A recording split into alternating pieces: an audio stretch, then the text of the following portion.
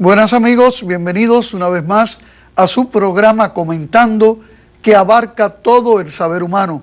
Yo soy Carlos Cabezas y en el día de hoy vamos a tratar una temática que inquieta.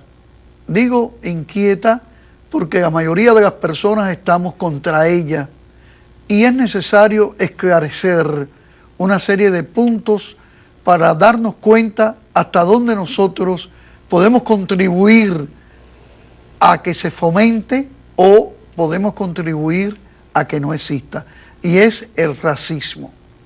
El racismo es una realidad que ha estado golpeando al mundo entero. ¿Desde cuándo? Hay diferentes opiniones. Hay quienes piensan que es una cosa más moderna, después de los descubrimientos geográficos, y hay quienes lo ven mucho más allá, incluso hasta que tienen raíces bíblicas.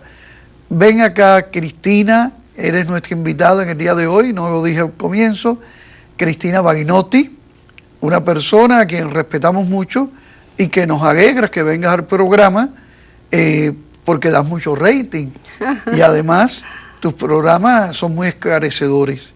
El racismo. Gracias. Cuando hablamos racismo en sentido general, ¿a qué nos referimos? Primero, para hablar de racismo, tenemos que entender que el racismo es un tipo de discriminación.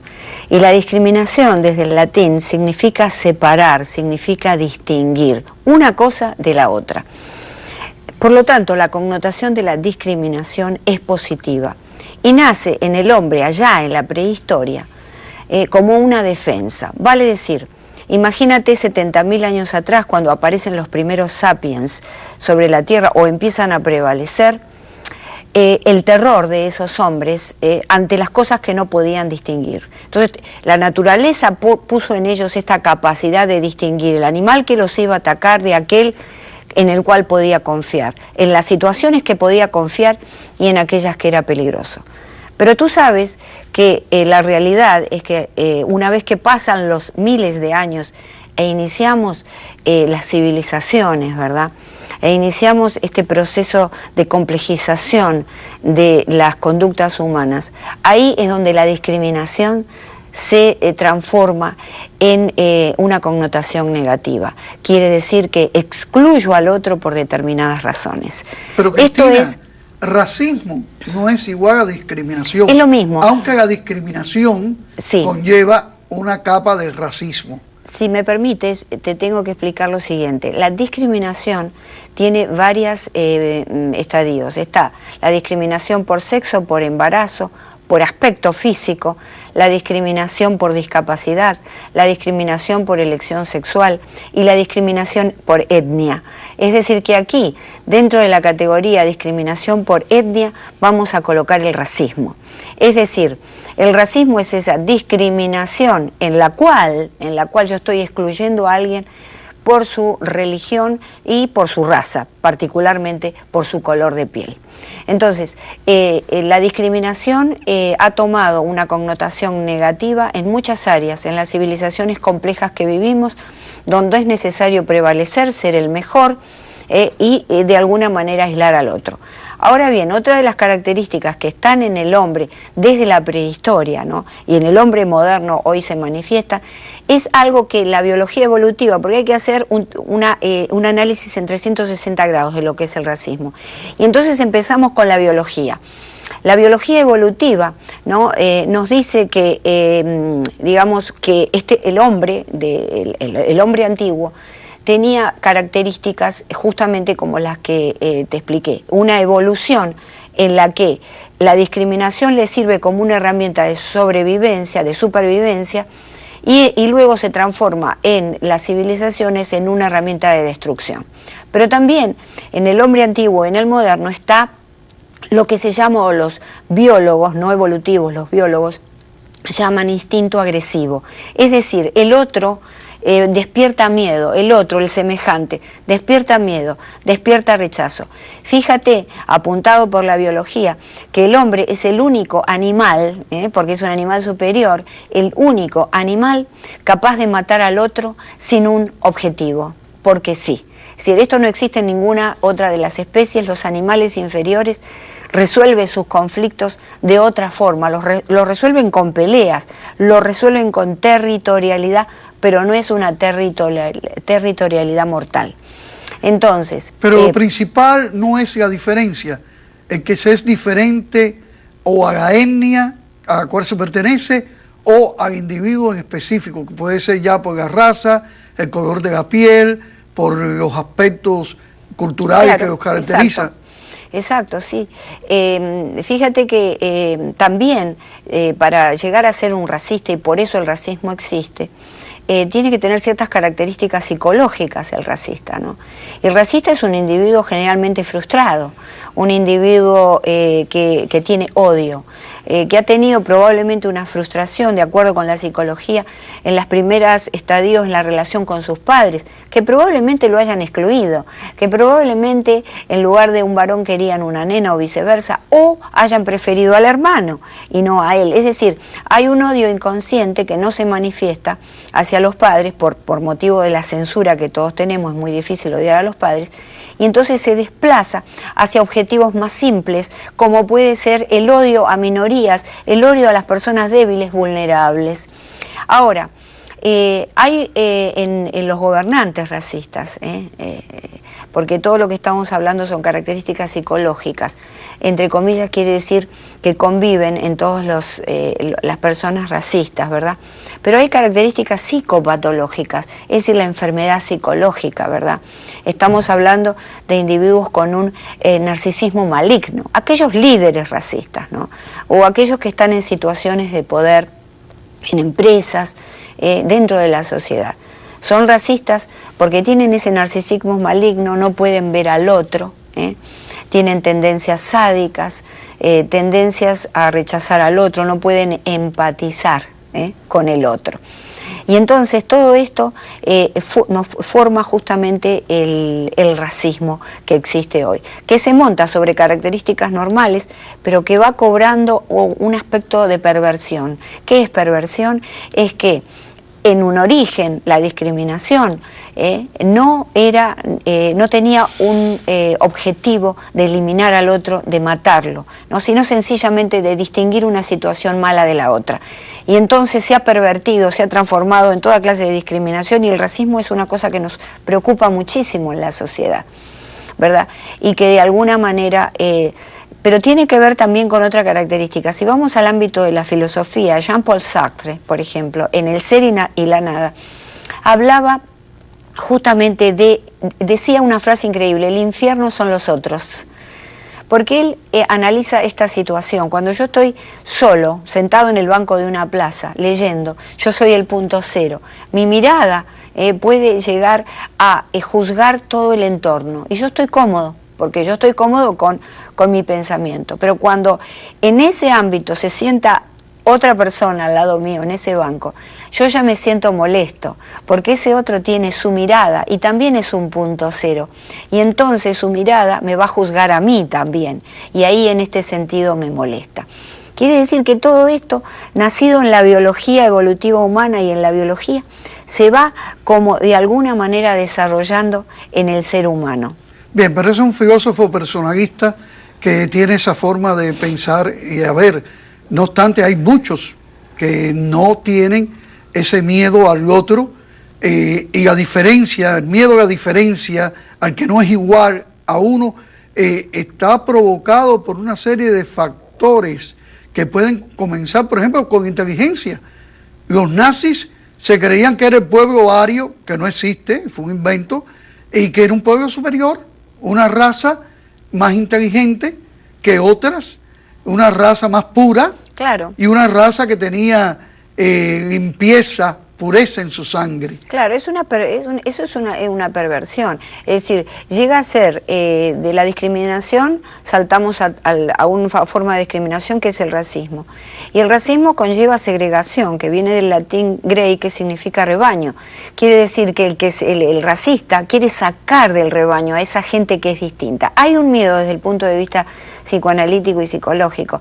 Hay un miedo a lo diferente.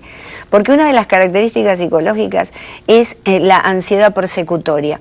¿Qué quiere decir? Esto nuevo que viene y me mira con su novedad, ¿no? Esta persona cuyo aspecto es completamente distinto a mí, cuya cultura es diferente, sus reacciones, su forma de vestir, me persigue con su novedad. Y entonces esto me crea a mí una ansiedad persecutoria.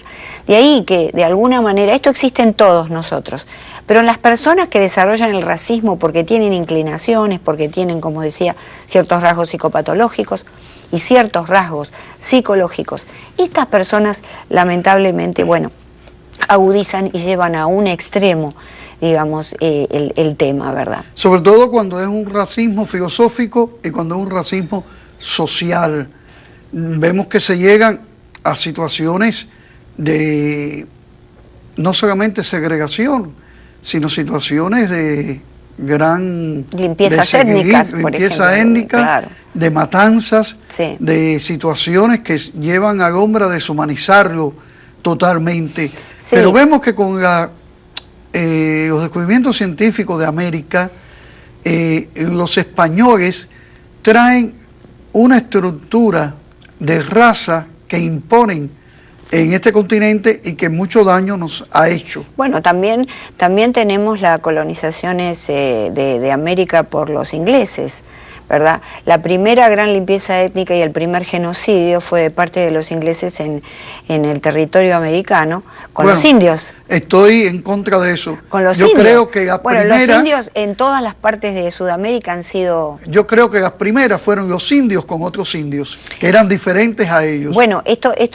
pues, claro, porque entonces quiere decir que estamos aceptando la idea de que la diferencia nos molesta, la diferencia nos amenaza y lo diferente lo queremos sacar de nosotros mismos, ¿verdad? Lo queremos sacar de nuestra mirada, de lo que decía Sartre. Y justamente coincide con lo psicoanalítico, como te decía. Sin duda lo diferente, por eso es más fácil repetir que innovar.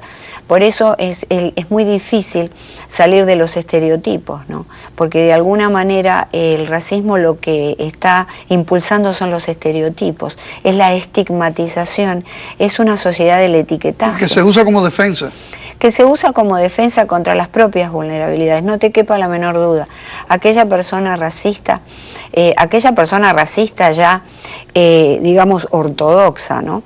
Es una persona realmente que tiene grandes problemas de debilidad, un ego muy débil, muy vulnerable, una gran frustración por no haber logrado, porque el racista, el que odia al que es diferente, en realidad lo que ama es el poder, y lo que quiere y lo que celebra son aquellas personas que tienen poder, son aquellas personas que alcanzan lo que él no pudo alcanzar. Estoy pensando en las grandes matanzas entre los Hutus y los Tutsis en África, que llevaron a tanta cantidad de personas a la muerte. En Sudán del Sur, claro, que también fue tremendo, sigue siendo hoy en día con Boko Haram, que es tremendo lo que pasó en Camboya con el Khmer Rouge, que mataron casi 1 millón de personas, claro.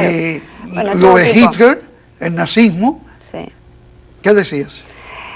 Claro, bueno, el primer gran genocidio, de acuerdo con algunos investigadores, fue la matanza, porque tú sabes que hace 200.000 años existían varias clases, especies de humanos sobre la Tierra, y entonces estaba el Homo neanderthalis, estaba el Hombre erectus y el Sapiens sapiens.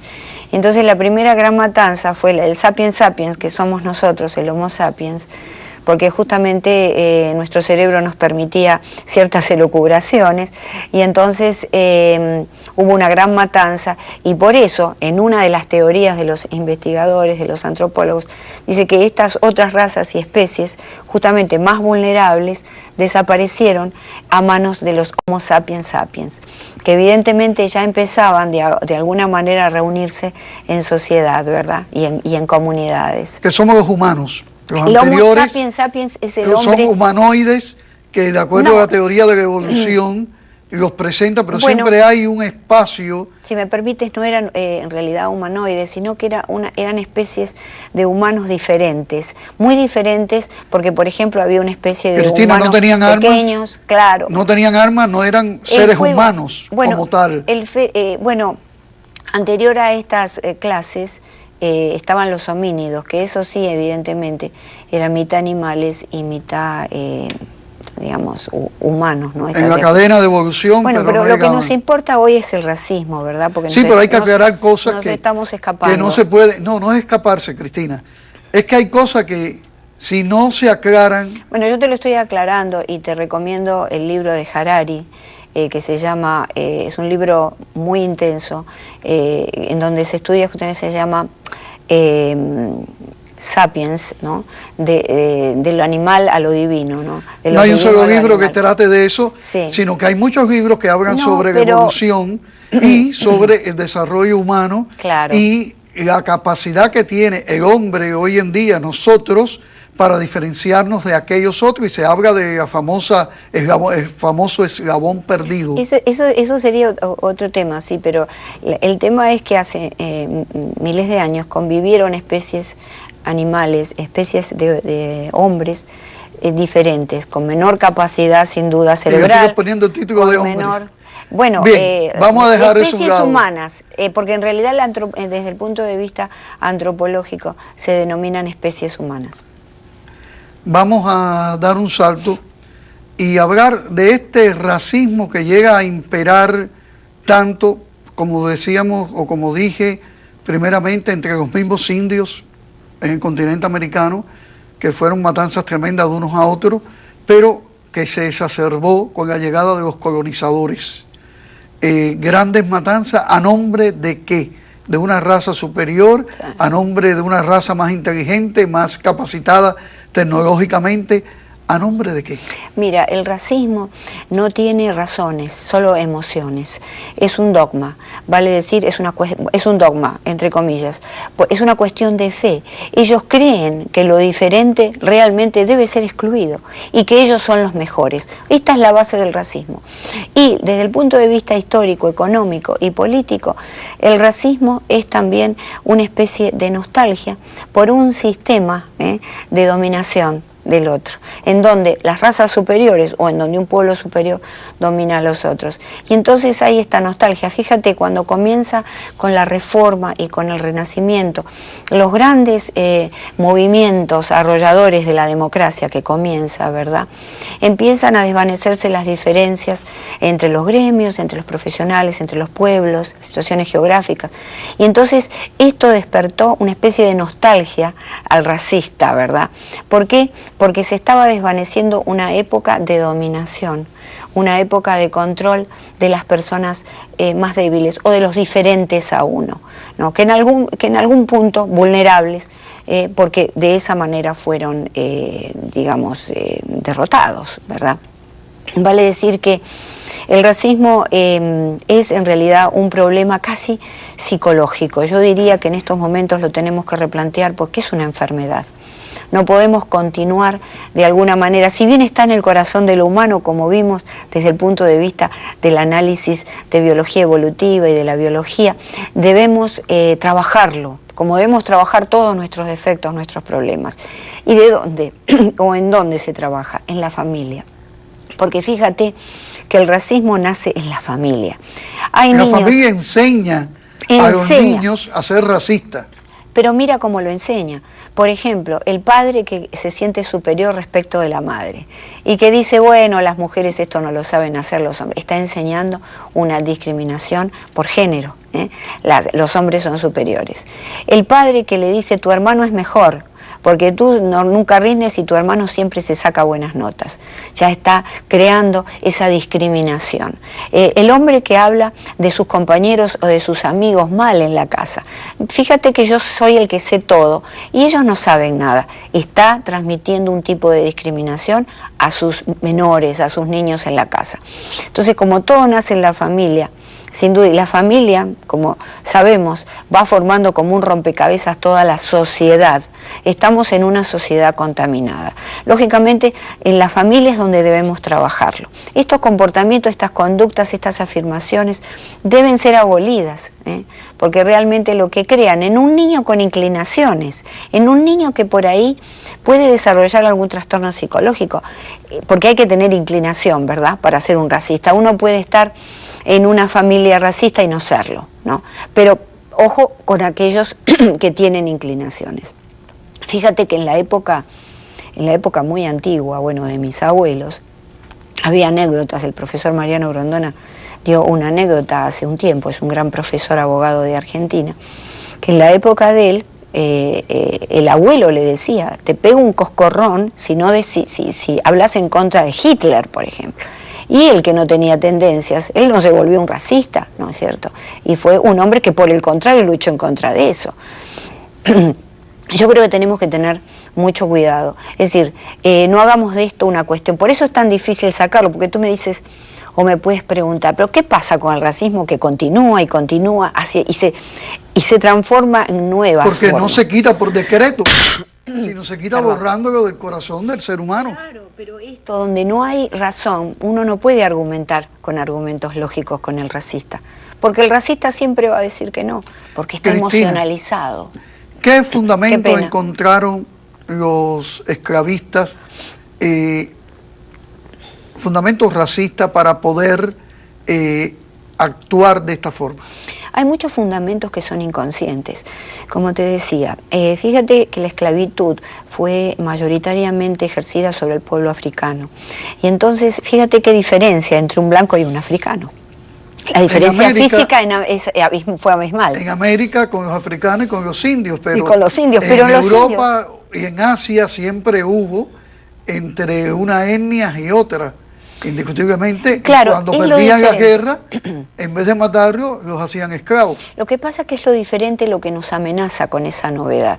Y entonces, en lugar de comprendernos y acercarnos, porque tenemos ese miedo inconsciente, hoy a ver si yo de pronto me transformo en eso que es diferente. Y entonces lo que hacemos es intentar borrarlo, intentar esclavizarlo, que es lo que pasó. Y fíjate que la esclavitud y ese tipo de pensamientos, ¿no? La segregación religiosa, por ejemplo, sigue existiendo hoy en día. Eso no ha muerto, está ahí latente y se transforma en este racismo moderno. Por eso todavía ahora aparecen grupos neonazis. Religiosamente diríamos que es fruto del pecado original. Bueno, estamos hablando desde el punto de vista del racismo, claro. Hay toda una serie de personajes que han trabajado contra el racismo en el mundo entero. Vivimos en Estados Unidos y yo creo que un ejemplo muy característico es el doctor Martin Luther King. Sí, sin duda. ¿Cómo fue que Martin Luther King transmitió esta idea de acabar con el racismo? Claro, bueno, cada tanto aparecen en la historia, en el caso de Martin Luther King, aparecen en la historia individuos que tienen una capacidad espiritual muy grande, que sobrepasa todos los estereotipos, que puede realmente cambiar el mundo. Estas personas que son realmente espirituales, que tienen un corazón grande, que comprenden más allá de lo racional. Y entonces luchan en contra de las injusticias. Él era justamente, obviamente, era de raza africana, era un negro, sin embargo, pudo realmente sobreponerse y pudo dar un mensaje que lamentablemente trunco porque fue asesinado, ¿no? Pero la palabra de él quedó, ¿no?, metida en nuestros corazones, y es lo que tenemos que luchar y seguir para transformar, porque todos tenemos algún tipo de este racismo, como hablábamos antes en el análisis, está en nosotros, está en la condición humana, en algunos enfermizamente, sin duda, pero tenemos que poder luchar en contra de todo tipo de diferencias. En el diario vivir, mira esta mujer, mira cómo se viste, mira cómo está. Esas pequeñas cosas son pequeñas cosas que discriminan. Y nosotros no nos damos cuenta, porque no lo hacemos por mal. En Estados Unidos hemos visto en la historia contemporánea distintos hechos racistas, sobre todo entre blancos y negros, y entre negros y blancos.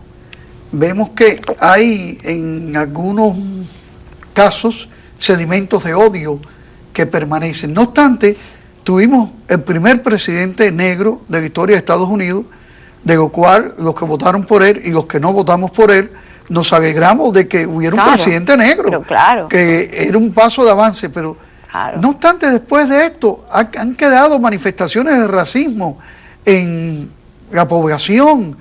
¿Cómo nosotros podemos acabar con ese racismo interior del ser humano que no se acaba, como decía anteriormente, con un decreto, con una ley, sino que tiene que ser con la conversión del corazón. Yo creo que en principio el primer paso es comprender que el racismo está en todos nosotros, que la discriminación, mejor dicho, está en todos nosotros. Y entonces tenemos que supervisar diariamente nuestro diálogo con los amigos, con la familia, inclusive supervisar nuestros pensamientos. Cuando vemos televisión y estamos solos, cuando leemos un libro, cuando vemos una revista, esto que sale enseguida, ay, qué mal, esta será así, este será de la otra manera. Eso es lo que tenemos que hacer. Y después, una vez que podemos controlar esto, porque si no lo controlamos, el conocimiento es poder. Si no conocemos esta condición que tenemos hacia la separación, ¿verdad?, hacia la discriminación negativa, digamos, realmente vamos a terminarnos como especie, ¿no? Vamos a aniquilarnos. Nos estamos aniquilando en un sentido. Fíjate los grandes movimientos que hay ahora. Como tú muy bien señalabas, el tema de Obama. Pasó un presidente negro, un presidente inteligente, un presidente que lo aceptamos como tal, lo que estamos aquí viviendo los americanos, y sin embargo continúan y recrudecen los movimientos racistas.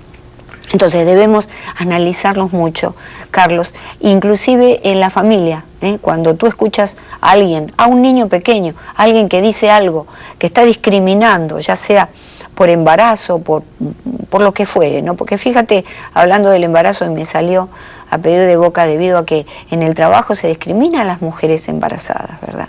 Siempre lo que no está dentro del estereotipo. Lo que provoca dinero, claro, pero eso es lo principal. Claro, pero hay una discriminación. El aspectismo, que es discriminar por el aspecto, ¿no? Sí, pero una discriminación no es racismo, pero es discriminación. No, el racismo, indiscutiblemente. Digamos, sí, es todo discriminación. Lo que pasa que el racismo es una discriminación por etnia, es una discriminación tremenda que involucra también las religiones. Porque sin duda, por ejemplo, el genocidio contra el pueblo judío fue también un genocidio en contra de una religión, no solo de una raza. El pueblo judío y también los árabes, que mataron a muchos, y los gitanos, sí, que de esto se habla muy poco. Y lo que pasaba en Sudáfrica con el apartheid, posteriormente, hasta 1992, el apartheid. Cosas tremendas. Quería decirte que hasta 1992 justamente es donde la palabra discriminación, hasta ese momento era sencillamente dividir, separar lo bueno de lo malo. Y después pasa a ser lamentablemente... Bien, muchas gracias, Cristina, por esta participación del día de hoy, que hemos tenido nuestras diferencias en ella, pero muy buena y muy positiva. Sí, sí, sí. Amigos, y hasta la semana que viene en otro programa Comentando.